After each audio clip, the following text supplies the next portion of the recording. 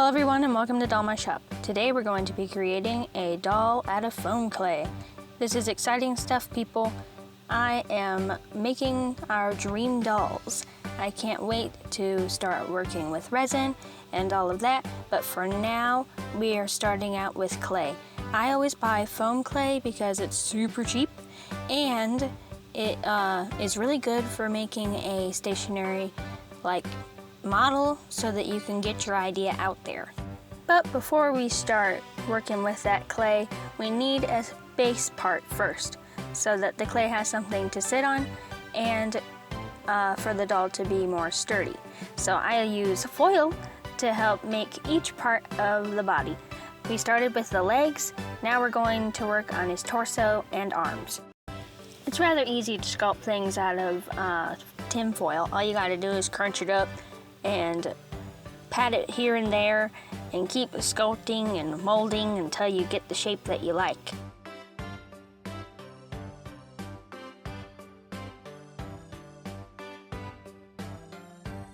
Along with the main torso, I made a crotch piece and a neck piece. Then I just crunch it all up in some more foil so it will all stick together.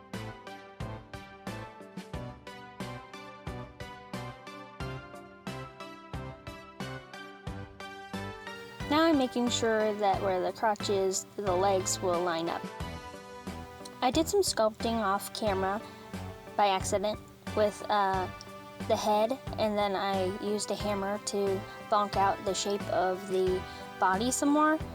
And then I put, with some painter's tape, the front of the torso, the right leg, and the left leg so I can remember everything. Now let's make the arms out of all the extra weird pieces and stuff that is left over from banging and clanging and taking things apart and all of that to make sure everything is even and all that. So with all that blabbing to say, we're going to take all the little pieces, make them into the arm shapes, and roll it up in some more foil. Putting this next to a regular doll makes me think of the Winter Soldier and his metal arm. Stick it all together in some more foil, making some arms to go with the body. After that, hit it with a hammer so it will stay together.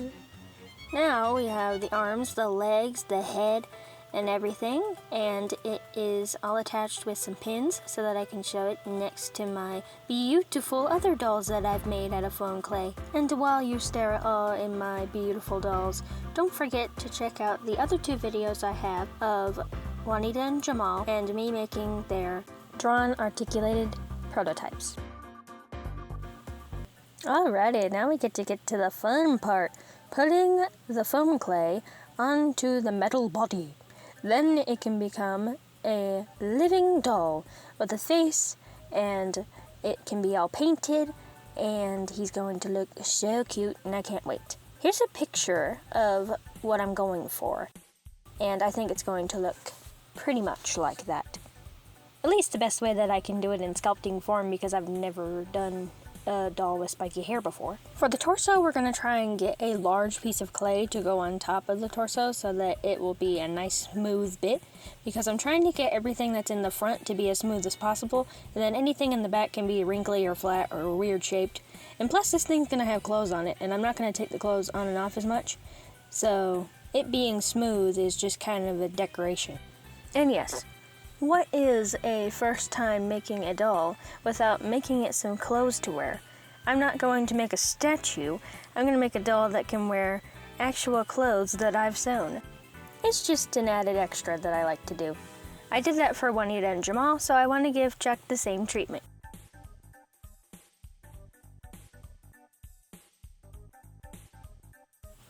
Alrighty, we got the legs and the torso done. Now, let's move on to the head and arms. For the arms, I want the same smooth look, so we're going to make a large sheet of foam clay again, and then set it just in the front of the arms so that it will be nice and straight and not crinkly, and then the back can be as crinkly as it wants to be, because like I said, I want the front to look as smooth as possible, and the rest of the doll can look as funky as it wants.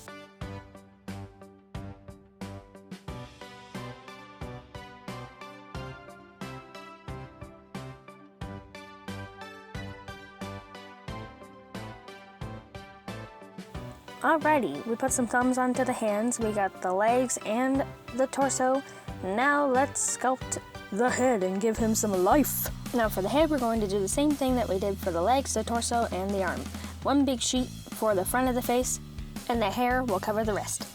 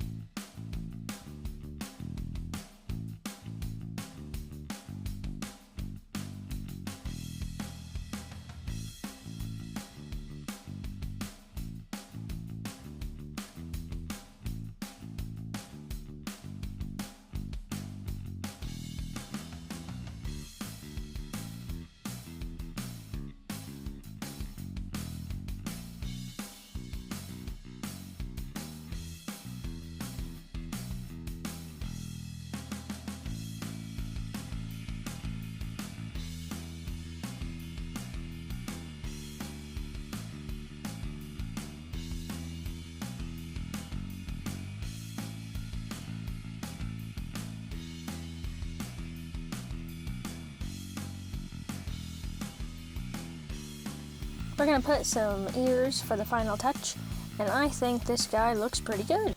Thank you guys so much for watching, and don't forget to come next week where we paint Chuck and give him his facial features and personality. And I'll see you guys next time. Bye-bye!